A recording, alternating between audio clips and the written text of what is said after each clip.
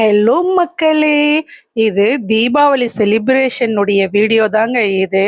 எனக்கு தீபாவளினாவே சின்ன வயசுல ஞாபகங்கள் தாங்க வருது. ஏன் தெரியுமா? வருஷத்துக்கே 2 ட்ரெஸ்ஸு தான் எடுப்போம். அப்ப இருந்த சந்தோஷம் இப்ப இருக்கான்னு கேட்டா இல்லைங்க. நான் காலையில தாங்க பட்டாசு வாங்கவே போனேன். கடையே காலியா இருந்தது. நான்வெஜ் எடுத்துக்கிட்டு, மளிகை கொஞ்சம் வாங்கிட்டு, காய்கறி கடைக்கு போயிட்டு, இப்படி எல்லாம் காலையில முடிச்சுட்டு வீட்டுக்கு வந்தேங்க.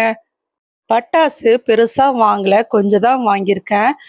தீபாவளினாவே ஸ்பெஷல் சைல்டு வச்சிருக்கவங்க எல்லாத்துக்கும் பகீர் பகீர்னு இருக்கும். எனக்கும் அப்படிதான். என்னவோ பெருமையா தூக்கிட்டு போறான். அது என்னன்னு தெரியாம.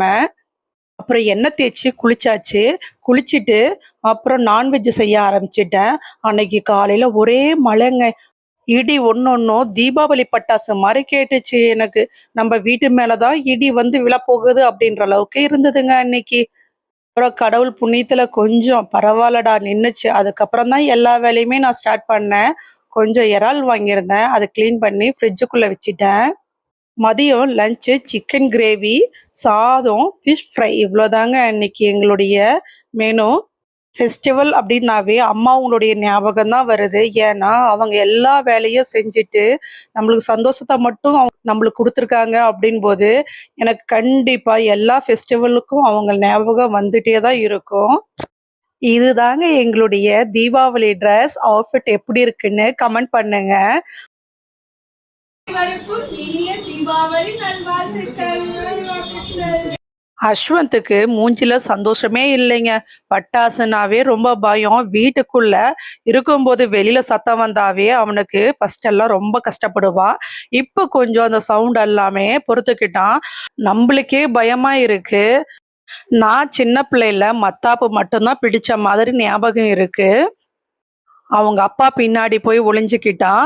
அவங்க அப்பா கொஞ்சம் பக்கத்துல இருக்கிறதுனால வரவே மாட்டேன் அப்படின்ட்டான். அஸ்வந்த் 2 வயசு குழந்தையா இருக்கும்போது நாங்க கரூர்ல இருந்தோம். அப்ப எங்கேயோ ஒரு 5-6 கிலோமீட்டர் தூரத்துல ஒரு வான வேடிக்கை வச்சிட்டு இருந்தாங்க. அதை பார்த்து ரொம்ப அழுந்தான். ஒரே இடத்த பார்த்து அழுந்தான். அப்ப அதை பார்த்தா அது வான வேடிக்கை தாங்க. அத தூரத்துல எங்கேயோ கொஞ்சூண்டு தான் தெரிஞ்சது. அதுக்கே இவ்வளோ அழுக. இன்ன வரைக்கும் அதே அழுக தான். எங்களுக்கு ஒரே அடிதான். தீபாவளினாவே ஸ்பெஷல் குழந்தைங்களுக்கு ஸ்பெஷல் தீபாவளி தாங்க எங்களுக்கு. ஸ்பெஷல் குழந்தைங்க இருந்தா அந்த ஃபேமிலி அவங்களுடைய சொந்த பந்தங்கள்லாம் சஃபர் ஆகுமா ஆகாதான்னு கமெண்ட் பண்ணுங்க. என்னுடைய சேனல் பிடிச்சிருந்தா சப்ஸ்கிரைப் பண்ணுங்க.